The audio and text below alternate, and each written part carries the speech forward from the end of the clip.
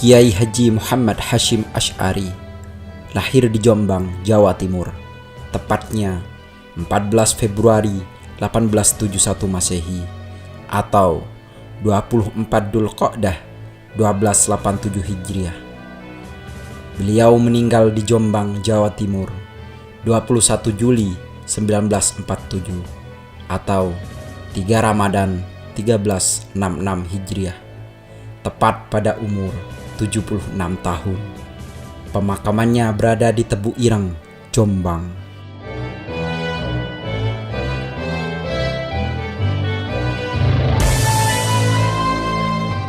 Kiai Haji Hasyim Asy'ari adalah salah seorang pahlawan nasional yang juga merupakan pendiri Nahdlatul Ulama, organisasi massa Islam terbesar di Indonesia.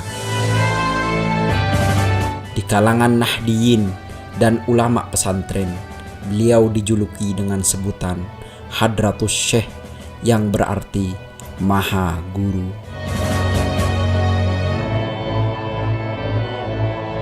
Latar belakang dan pendidikan Kiai Haji Hasyim Asy'ari. Kiai Haji Hasyim Asy'ari adalah putra ketiga dari 11 bersaudara.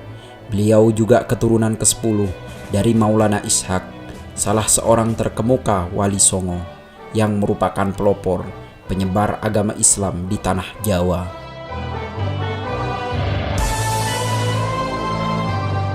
Berikut urutan silsilah Kiai Haji Hasyim Asy'ari dari Maulana Ishaq. Maulana Ishaq atau Syekh Awalul Islam. Beliau datang dari Aceh ke tanah Jawa. Beliau memiliki anak Ainul Yakin atau yang dikenal dengan Sunan Giri. Sunan Giri memiliki anak Syekh Abdurrahman atau yang dikenal dengan Joko Tingkir. Joko Tingkir memiliki anak Syekh Abdul Halim, Pangeran Benowo. Pangeran Benowo memiliki anak Syekh Abdurrahman, Pangeran Sambut Bagda. Pangeran Sambut Bagda memiliki anak Kiai Haji Abdul Halim. Kiai Haji Abdul Halim memiliki anak Kiai Haji Abdul Wahid. Kiai Haji Abdul Wahid memiliki anak Kiai Haji Anusarwa. Kiai Haji Anusarwa memiliki anak Kiai Haji Asy'ari.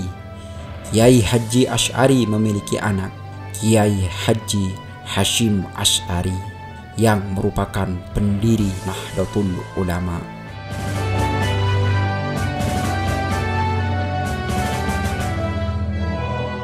Kiai Haji Hasyim Asy'ari belajar dasar-dasar agama Islam dari ayahnya dan kakeknya yang merupakan ulama terkemuka di tanah Jawa, yaitu Kiai Haji Usman yang juga pemimpin pesantren Gedangan di Jombang.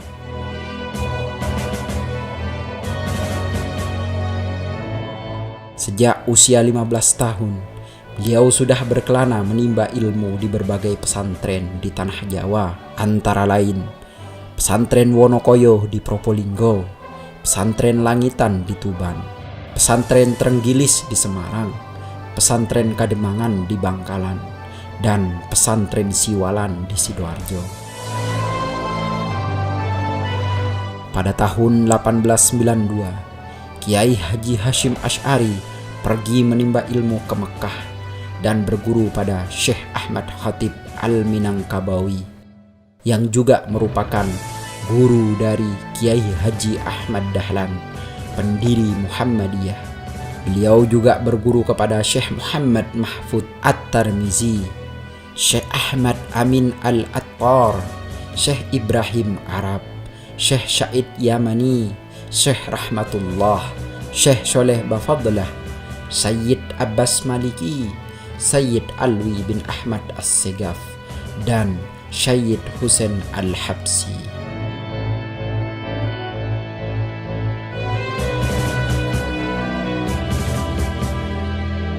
Setibanya di Mekah, Kiai Haji Hasyim Asy'ari belajar di bawah bimbingan Syekh Mahfud dari Tarmas, Pacitan.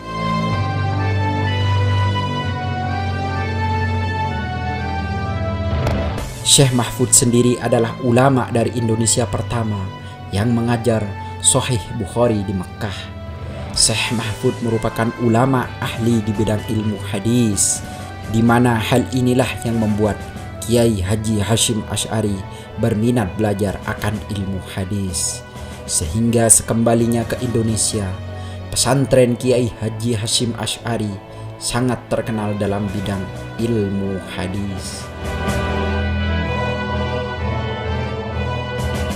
Beliau mendapatkan ijazah langsung dari Syekh Mahfud untuk mengajar Sahih Bukhari di pesantrennya, di mana Syekh Mahfud merupakan pewaris terakhir dari pertalian penerima isnad atau sanad ilmu hadis dari 23 generasi penerima karya ini. Selain belajar hadis, beliau juga belajar tasawuf atau ilmu sufi dengan mendalami tarekat Qadariyah dan tarekat Naqsabandiyah. Kiai Haji Hasyim Asy'ari juga mempelajari fikih mazhab Syafi'i di bawah asuhan Syekh Ahmad Khatib dari Minangkabau, yang juga ahli dalam bidang astronomi atau ilmu falak, matematika, serta ilmu hisab dan aljabar. Pada masa belajar kepada Syekh Ahmad Khatib inilah Kiai Haji Hasyim Asy'ari mempelajari tafsir Al-Manar karya monumental Muhammad Abduh.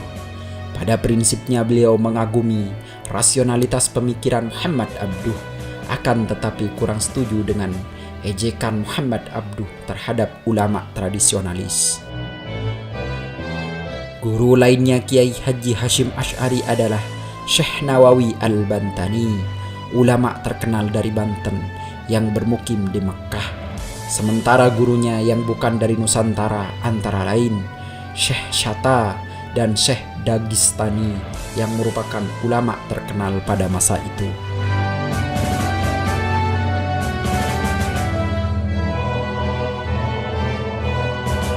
Kiprah Kiai Haji Hasyim Asy'ari di Nahdlatul Ulama.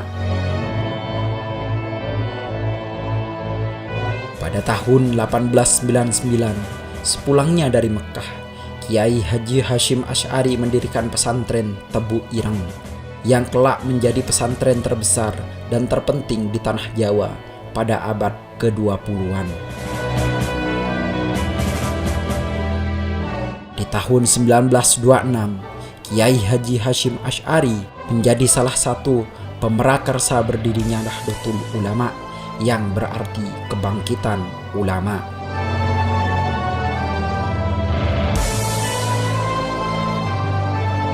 Sejarah pendirian Nahdlatul Ulama. Akibat penjajahan dan kungkungan tradisi telah menggugah kesadaran kaum pelajar untuk memperjuangkan martabat bangsa ini melalui jalan pendidikan dan organisasi.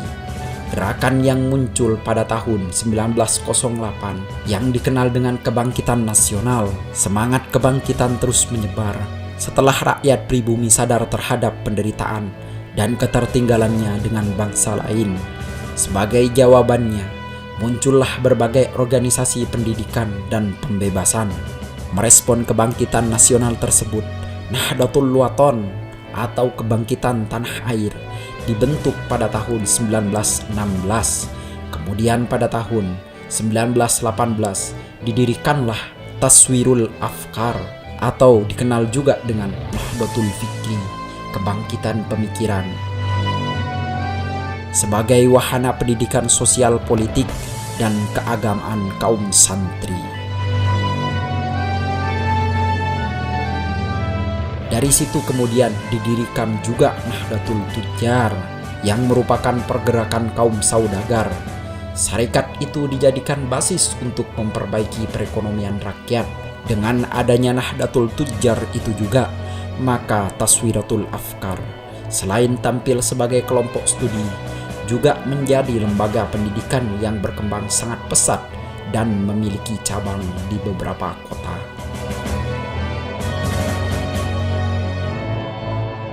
Berangkat dari munculnya berbagai macam komite dan organisasi yang bersifat embrional serta ad hoc, dirasa perlu untuk membentuk organisasi yang lebih sistematis yang bertujuan mengantisipasi perkembangan zaman.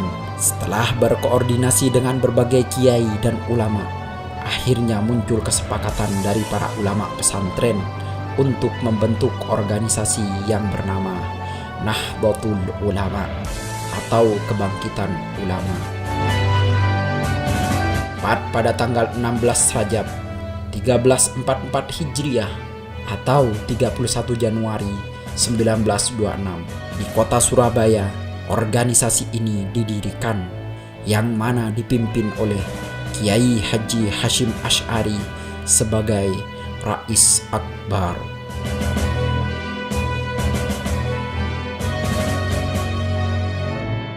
Ada banyak faktor yang melatar belakangi berdirinya Nahdlatul Ulama.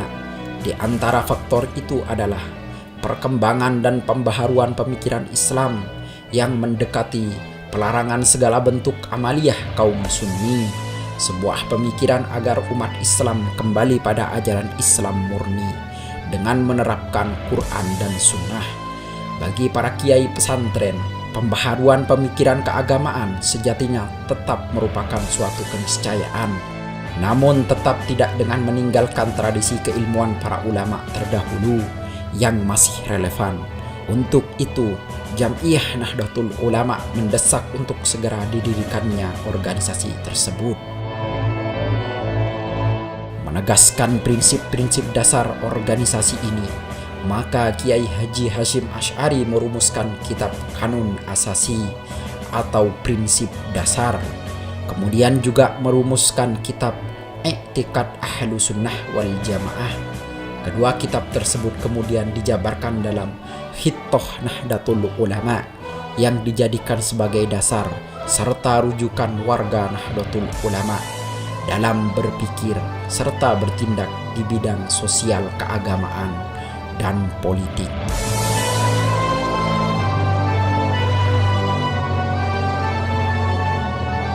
Karya dan pemikiran Kiai Haji Hasyim Asy'ari.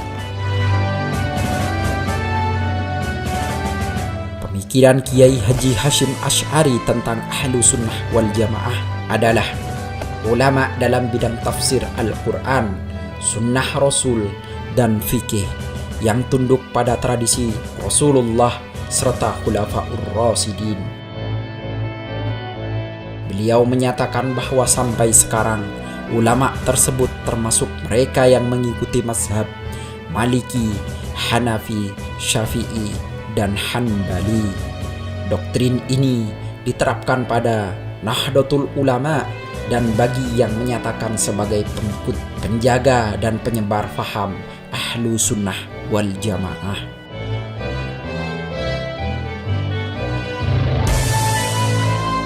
Muslim tradisionalis juga menggunakan istilah Ahlussunnah wal Jamaah untuk membedakan dirinya dengan Muslim modern, walaupun yang terakhir ini juga menerima formulasi Al-Asy'ari dan Al-Maturidi dalam bidang teologi. Namun, tidak seperti kaum modern lainnya, Muslim tradisionalis mengikuti salah satu 4 mazhab Sunni dan mengakui keabsahan Sufi Ortodoks sebagaimana yang diajarkan oleh Junaid al-Baghdadi dan Al-Ghazali.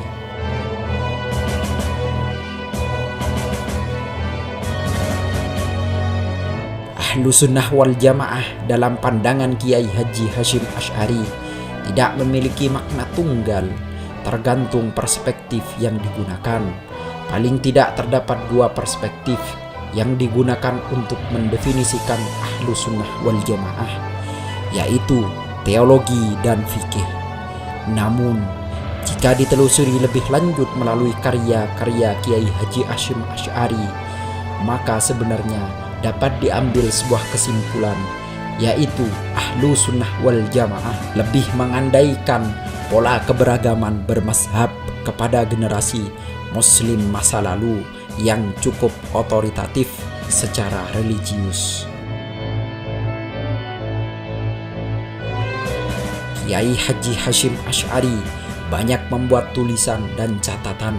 Sekian banyak dari pemikirannya setidaknya ada 4 kitab karangannya dan menggambarkan pemikirannya.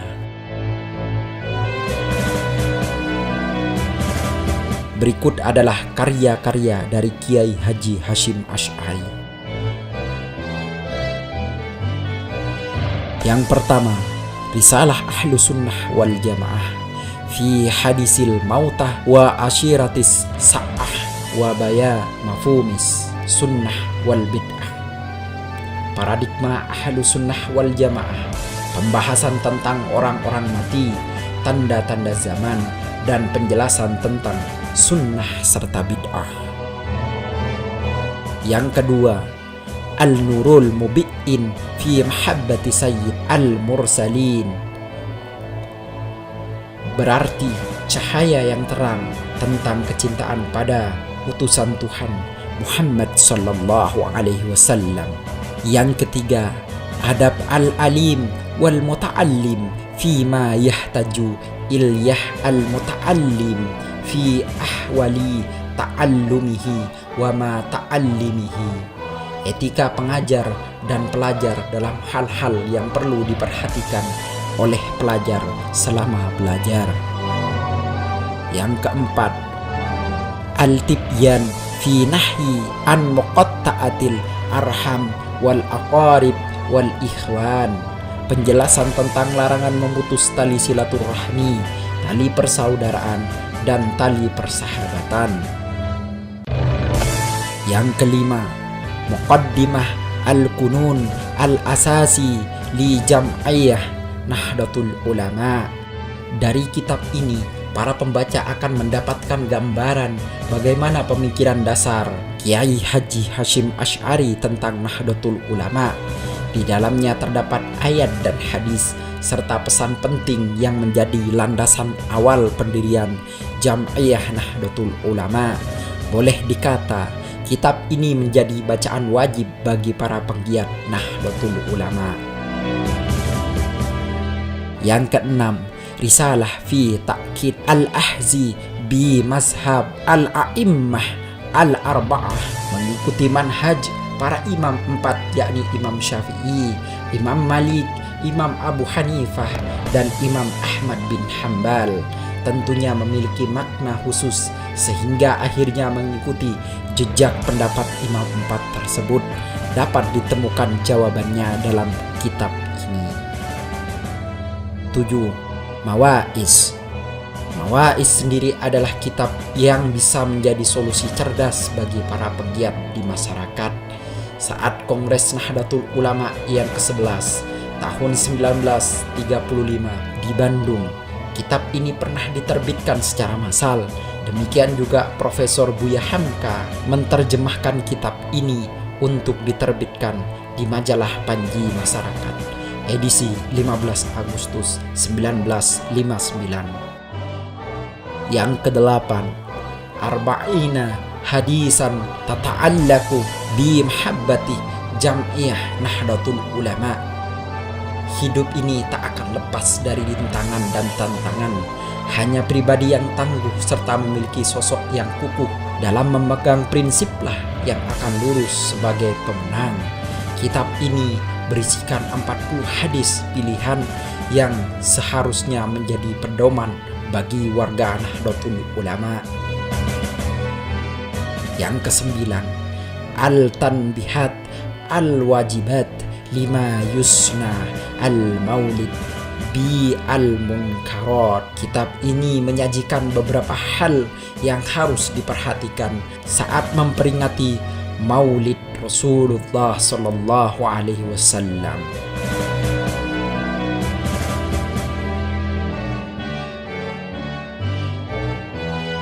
Itulah profil singkat Kiai Haji Hasyim Asy'ari yang merupakan tokoh sentral Nahdlatul Ulama dan merupakan pahlawan nasional. Jangan lupa untuk terus mengikuti channel Dari Langit dengan mensubscribe-nya terlebih dahulu dan nantikan video-video tokoh berikut.